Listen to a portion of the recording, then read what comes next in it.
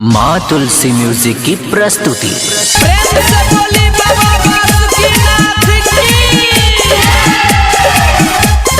जय शिव।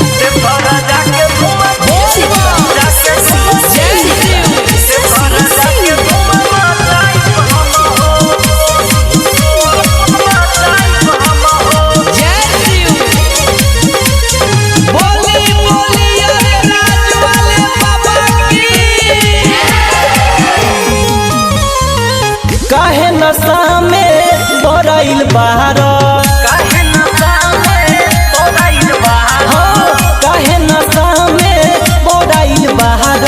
सावन महीना मौज उड़ाव, छोड़ी दगा जाचिलम हो। सुन न बम हो, पिय तू कम हो, देवघर जाके धूम मचाई हम हो। सुन न बम हो, पिय तू कम हो, देवघर जाके धूम मचाई हम हो। सुन न बम हो, पिय तू कम हो, देवघर जाके धूम मचाई हम हो।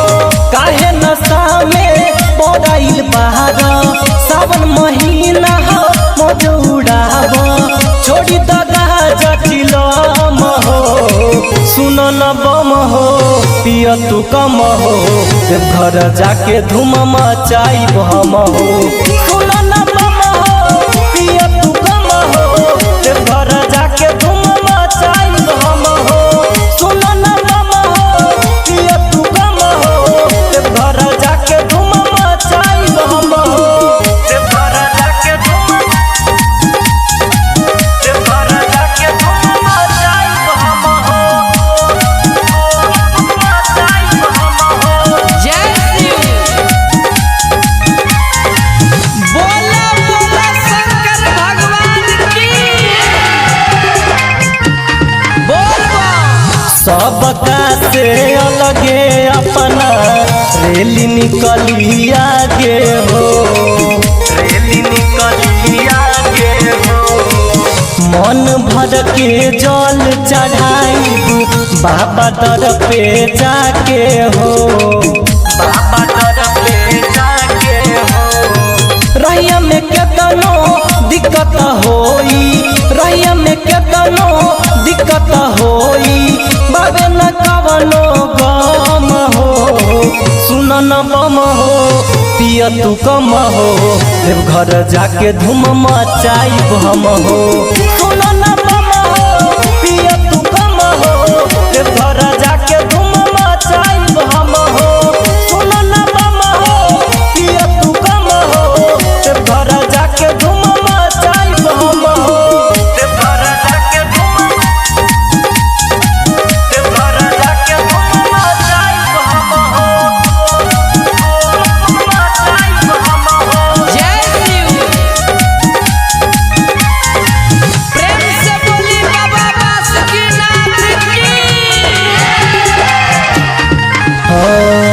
गेरुआ रंग के कपड़ा पहिरी, कांधे लेके कवारिया, कांधी लेके कवारिया, भाग खुल जई है सबके, कटी कठिन डगरिया। कटी कठिन डगरिया, धीरज जितेंद्र मंदिर के अंदर, धीरज जितेंद्र मंदिर के अंदर, पहुँचे बिना नली दम हो। सुन न बम हो, पिय तू कम हो, देवघर जाके धूम मचाई हम हो। सुन न बम हो, पिय तू कम हो, देवघर जाके धूम मचाई हम हो।